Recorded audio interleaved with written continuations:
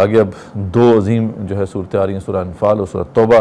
ان کا جو موضوع ہے بالکل واضح ہے، جہاد و قتال فی سبیل اللہ۔ ہم نے بتایا تھا کہ جو پہلا گروپ ہے صورتوں کا، اس میں شریعت کا پورا سٹرکچر آ گیا ہے، یعنی شریعت ہم سے کیا چاہتی ہے، مطالبات دین کیا ہیں، what are the requirements of دین، وہ سب کے سب جو ہیں وہ ہم دیکھتے ہیں کسی حد تک، یعنی اس میں شاید ہی کوئی چیز ہے جو مس ہوگی، جو باقی ڈیٹیلز ہیں، تفصیلات ہیں، وہ آگے جا کے پھر ہم دیکھیں گے، آگے صورتوں میں آتی رہیں گی، لیکن وہ کسی نہ کسی حد تک وہاں پہ آ گئی ہیں۔ سورہ بقرہ، آل عمران، نساء اور مائدہ۔ اب اس میں اللہ نے جس کو بہتر سمجھا، جس موضوع کو، اس کو زیادہ ایمفسس کرنے کے لیے پھر اس پہ ایک علیحدہ گروپ میں جو ہے اس پہ بحث کو جو ہے وہ جمع کیا۔ یہ اللہ تعالیٰ کی ہی مشیت ہے اس کے اندر۔ ان تمام مطالبات کو اگر ہم اپنے سامنے رکھیں تو اس میں سب سے مشکل مطالبہ جس کو قبول کرنے میں خود صحابہ کرام رضی اللہ عنہم اجمعین نے بھی کچھ ریلکٹنس دکھائی، کچھ مشکل تھی ان کے لیے بھی کہ وہ اس کو جو ہے صحیح طریقے سے ہضم کر پاتے، تو لیکن یہ ہے کہ بہرحال ایک وقت آیا کہ انہوں نے اس کو نہ صرف یہ ہے کہ سمجھ لیا بلکہ دل میں بٹھا لیا اور دل و جان سے پھر جو ہے اس کے اوپر عمل کیا۔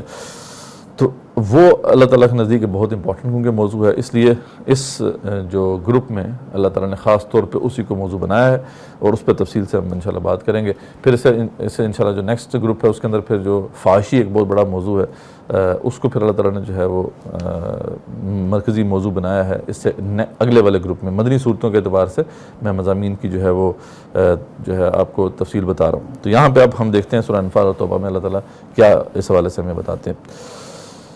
سورہ انفال جو ہے یہ 2 ہجری غزوہ بدر کے بعد نازل ہوئی۔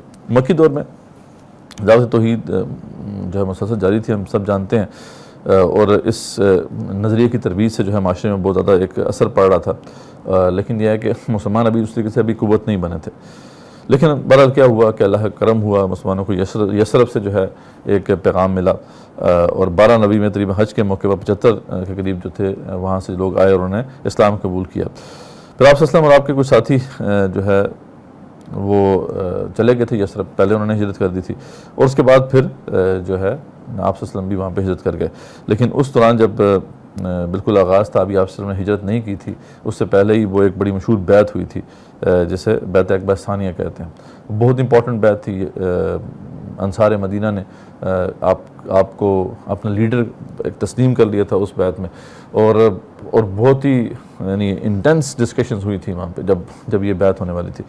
اس میں خاص طور پہ جب یہ بات پیش کی گئی اور سب لوگ جو ہے وہ آپ صلی اللہ علیہ وسلم کے ہاتھ میں بیعت کر رہے تھے، تو ایک کم سن انصاری صحابی تھے اسد بن زرارہ رضی اللہ عنہ، وہ کھڑے ہوئے اور انہوں نے بڑی ایک تقریر کی وہاں پہ۔ انہوں نے کہا کہ ٹھہرو اے اہل یثرب، سوچ لو، ہم لوگ جو ان کے پاس آئے ہیں تو یہ سمجھتے ہوئے آئے ہیں کہ یہ اللہ کے رسول ہیں صلی اللہ علیہ وسلم، اور آج انہیں یہاں سے نکال کر لے جانا تمام عرب سے دشمنی مول لینا ہے۔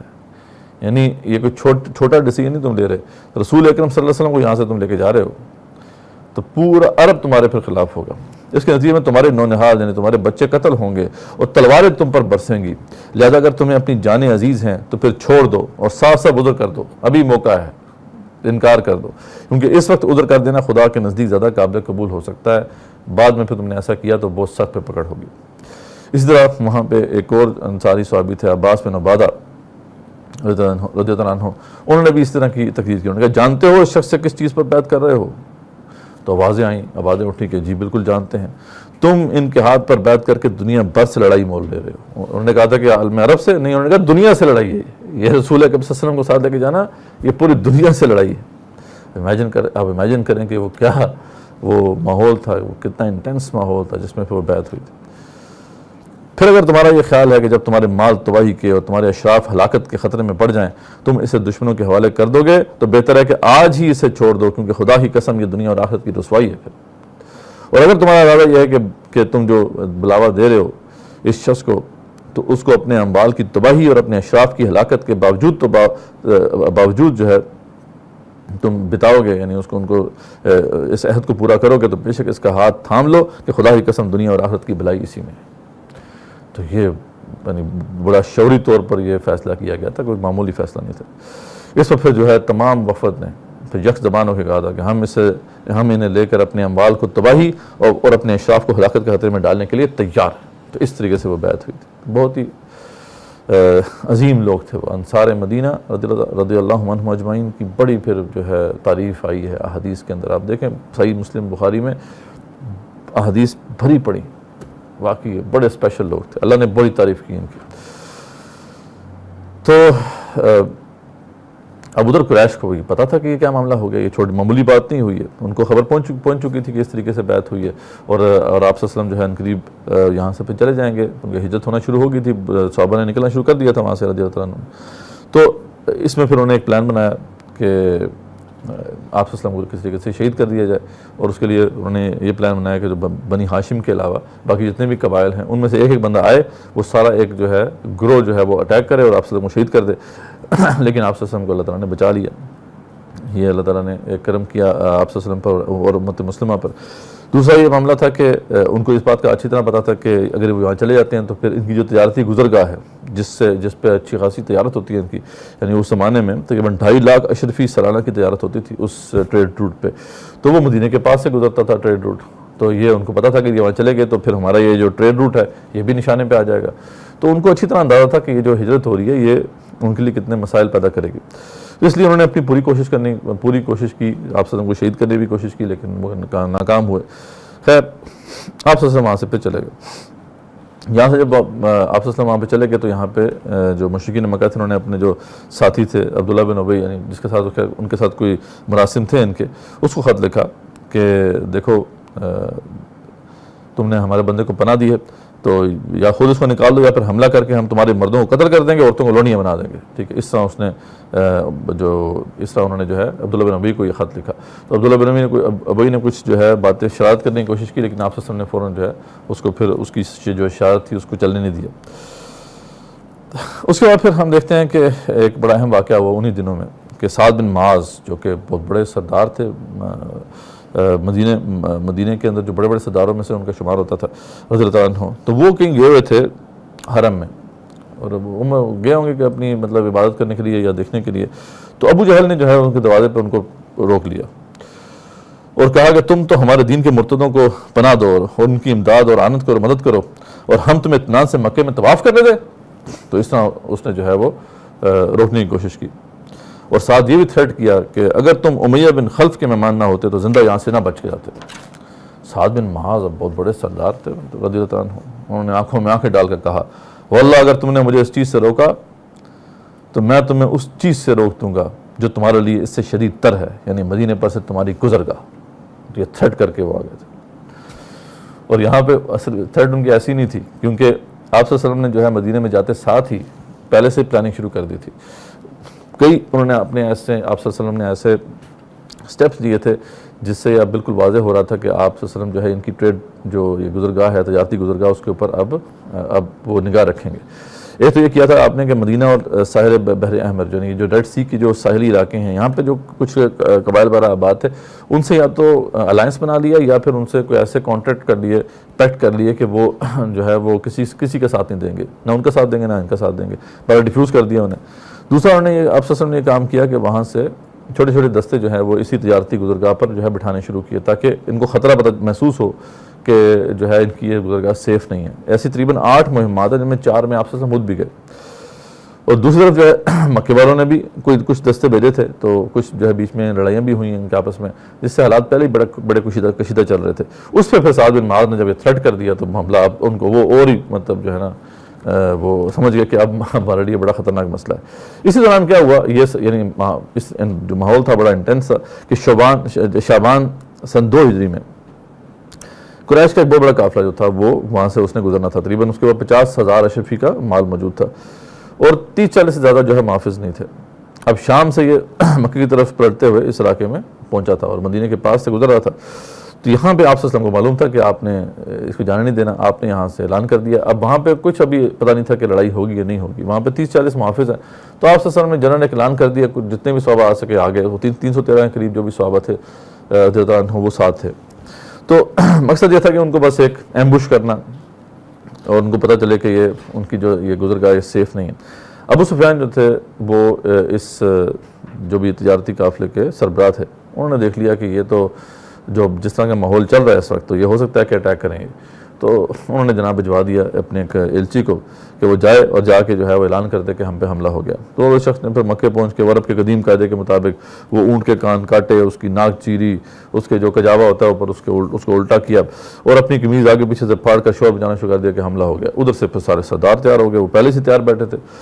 تو اس طریقے سے جو ہے تقریباً 600 زرہ پوش اس میں تھے, جن میں سے 100 سواروں کا بھی رسالہ تھا اور 1000 کے قریب لشکر تھا. پوری شان و شوکت کے ساتھ وہاں سے نکل پڑا.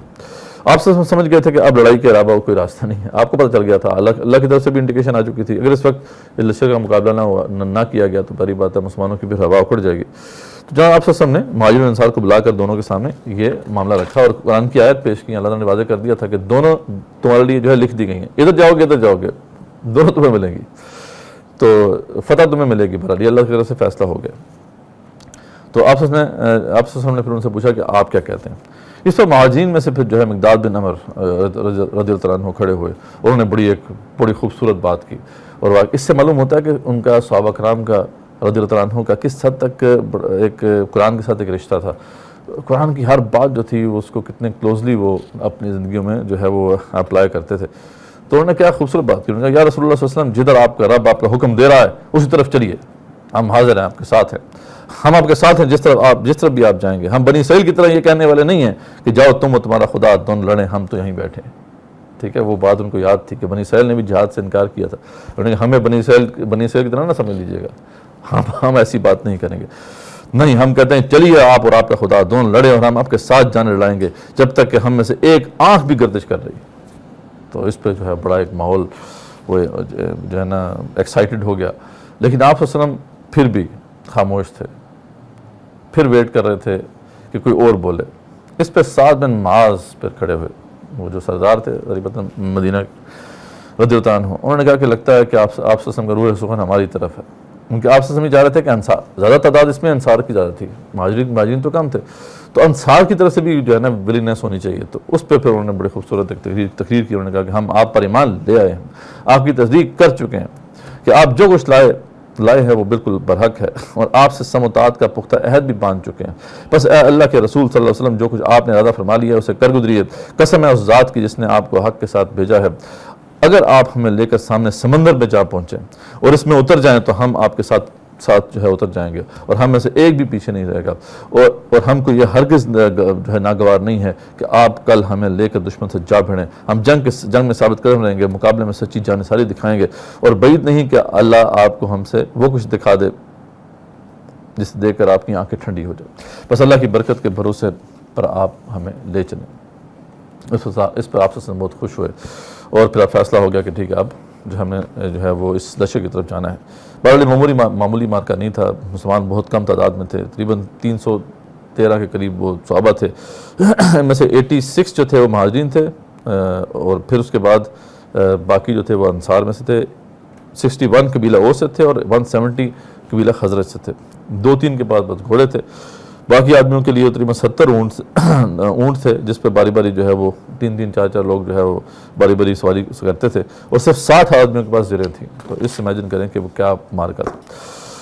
تو اس طریقے سے پھر یہ مارکا ہوتا ہے. یہ جو صورت ہے یہ اس سے تھوڑی سی ڈیفرنٹ, یہ بھی خطبہ ہے لیکن اس خطبے سے تھوڑا ڈیفرنٹ ہے جو ہم نے پہلے سورہ آل عمران میں دیکھا تھا. وہ ایک خطاب تھا ایک شکست خوردہ فوج سے, ایک ایسی فوج جو کہ جس کے ہیڈز ڈاؤن تھے, ہمتیں پست ہو چکی تھیں, زخم لگا ہوا تھا ان کو. یہاں پہ ایک ایسی فوج سے خطاب ہو رہا ہے جو کہ فتح یاب ہوئی ہے, جس کا مورل بہت ہائی ہے. تو اس لیے اس حوالے سے اس کانٹیکس پہ پھر وہ خطاب جو اللہ تعالیٰ کی طرف سے ہوا ہے. سب سے پہلے یہاں پہ بھی خامیوں کا ذکر کیا گیا, وہاں پہ بھی خامیوں کا ذکر کیا گیا تھا. یہاں پہ فتح یاب لشکر ہے اللہ کے, لیکن یہ خامیاں ہیں, صحیح کرو اپنے آپ کو. پھر بار بار اللہ تعالیٰ کی نصرت کے مختلف جو ہے مظاہر بیان کیے گئے کہ اللہ تعالیٰ نے کیسے کیسے طریقے سے تمہاری مدد کی تاکہ دل میں تکبر نہ آنے پائے, گھمنڈ نہ آنے پائے. پھر جہاد و قتال فی سبیل اللہ کا مقصد کیا ہے اس کو دوبارہ سے واضح کیا گیا, اس کے آداب سے ایک دفعہ پھر جو ہے آگاہ کیا گیا, ان کی اخلاقی صفات واضح کیا گیا, ان اخلاقی صفات کو واضح کیا گیا جو اللہ تعالیٰ کو چاہیے, اللہ تعالیٰ کو اپنے سپاہیوں میں چاہیے. اس کے بعد مشرکین, منافقین, یہود اور مشرک جتنے بھی یہ کفار تھے ان کو بہت ہی بلیغ ایک جو ہے خطاب کیا گیا، ان کو پرستر خطاب کیا گیا تاکہ وہ بات کو سمجھیں، اصلاح کریں۔ مال غنیمت کے بارے میں بتایا گیا کہ یہ کوئی مجاہدین کا مال نہیں ہے، وہ تقسیم کیسے کیا جائے گا اس کا ذکر ہو گیا۔ اس کے بعد قانون جنگ و صلح سے متعلق ضروری ہدایت ہیں، اور آخر میں پھر اسلامی ریاست کے حوالے سے کچھ بنیادی اصول دیے گئے ہیں۔ تو بڑی اس طرح سے اہم صورت ہے، قدر مختصر صورت ہے، لیکن اس کا ٹاپک جہاد و قتال فی سبیل اللہ۔